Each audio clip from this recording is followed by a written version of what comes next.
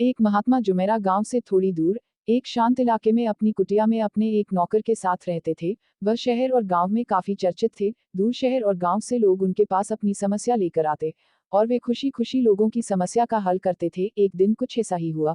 दूर शहर से दो हटे कट्टे नौजवान उनके पास अपनी समस्या लेकर आए। महात्मा ने देखा वो काफी मायूस दिख रहे थे। महात्मा ने आदर से अंदर आने को कहा और चारपाई पर बैठकर उनकी समस्या सुनी।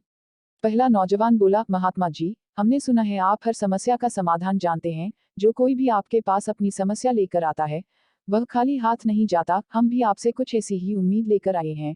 तुम निश्चिंत होकर मुझे अपनी समस्या बताओ। महात्मा ने विनम्रता से बोले, महात्मा जी। दूसरा नौजवान बोला, बात ऐसी है, हम लोग इस शहर में नए आए हैं। जहां हमारा घर है वहां के इलाके में बहुत दहशत का माहौल है। वहां आवारा लोगों का बसेरा है।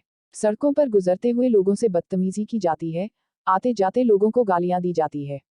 कुछ दबंग लोग शराब पीकर सड़क किनारे खड़े हो जाते हैं और सामने से गुजरते हुए लोगों के साथ बदसलूकी करते हैं। वो न सिर्फ उन्हें गालियां देते हैं बल्कि नशे में उनके साथ हाथापाई तक पर उतर आते हैं। पहला नौजवान बोला, हम परेशान हो गए। भला ऐसे समाज में कौन रहना चाहेगा, आप ही बताएं। दोनों नौजवान की बात सुनकर महात्मा जी चारपाई से उठे और यह बड़बड़ाते हुए, यह समस्या बहुत गंभीर है, कुटिया के बाहर चल दिए। नौजवान ने बाहर जाकर देखा, वो शांत खड़े अपने कुटिया के सामने वाली सड़क को देख रहे थे। अगले ही पल वो मुड़कर दोनों नौजवानों से बोले, बेटा एक काम करोगे। महात्मा दूर इशारा करते हुए बोले, ये सड़क देखो। जहाँ ये सड़क मुड़ती है वही सामने एक नीम का बड़ा पेड़ है। जरा मेरे लिए वहां से कुछ नीम के पत्ते तोड़ लाओगे? जरूर महात्मा जी, जैसा आप कहे। कहकर दोनों नौजवान ने कदम बढ़ा दिए, परंतु महात्मा उन्हें रोकते हुए बोले, ठहरो बेटा, जाने से पहले मैं तुम्हें बता दूं, रास्ते में कई आवारा कुत्ते हैं जो तुम्हें अपना शिकार बना सकते हैं। वो बहुत खूंखार हैं, तुम्हारी जान भी जा सकती है। क्या तुम वो पत्ते ला पाओगे? नौजवानों ने एक दूसरे को देखा और उनके चेहरे के हाव भाव देखकर महात्मा समझ गए कि वे डरे हुए तो थे, परंतु वहां जाने के लिए तैयार थे। दोनों नौजवान उस सड़क पर चल दिए।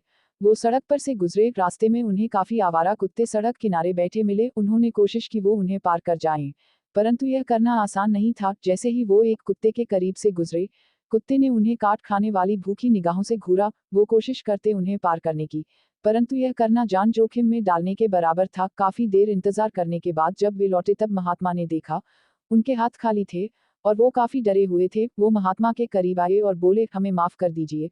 पहला नौजवान बोला, ये रास्ता बहुत खतरनाक है, रास्ते में बहुत खूंखार कुत्ते थे, हम ये काम नहीं कर पाए। दूसरा नौजवान बोला, हमने दो चार कुत्तों को झेल लिया, परंतु आगे जाने पर कुत्तों ने हम पर हमला कर दिया।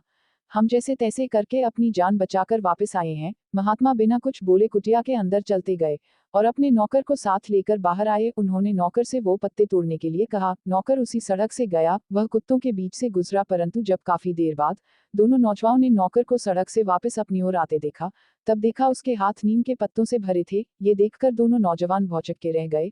महात्मा बोले, बेटा ये मेरा नौकर है, ये अंधा है, हालांकि ये देख नहीं सकता, परंतु कौन सी चीज कहाँ पर है इसे पूरा ज्ञान है। ये रोज मुझे नीम के पत्ते लाकर देता है। और जानते हो क्यों इसे आवारा कुत्ते नहीं काटते?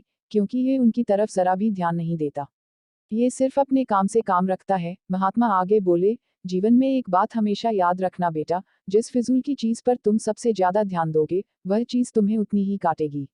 इसलिए अच्छा होगा तुम अपना ध्यान अपने लक्ष्य पर रखो। ये सुनकर दोनों नौजवान महात्मा के आगे नतमस्तक हो गए। अब उन्हें एक सीख मिली थी जिसे वो जीवन भर याद रखने वाले थे। दोस्तों, इन दो नौजवानों की तरह हम भी अपने जीवन में कुछ ऐसा ही अनुभव करते हैं। हमारा जीवन भी खूंखार मोड़ों से भरा होता है। न जाने कौन से मोड़ पर मौत हमें गले लगा ले, परंतु यह सिर्फ हम पर निर्भर करता है कि हम उन नौजवानों की तरफ डरकर वापस लौट आते हैं या फिर नौकर की तरह धैर्य और हिम्मत से आगे कदम बढ़ाते हैं और अपना लक्ष्य हासिल करते हैं। कुछ प्रेरक कहानियां जो दिल छू लेंगी। बहाने नहीं, रास्ते खोजिए, क्योंकि कोई अपना नहीं होता, अपने भाग्य के निर्माता आप हैं। कैसे डाकू रत्नाकर बना वाल्मीकि? दोस्तों, कहानी पढ़कर वापस जाने से पहले अपना कमेंट जरूर लिखें। नीचे कमेंट बॉक्स में जाएं और अपने विचार कमेंट में लिखकर हमें भेजें। धन्यवाद।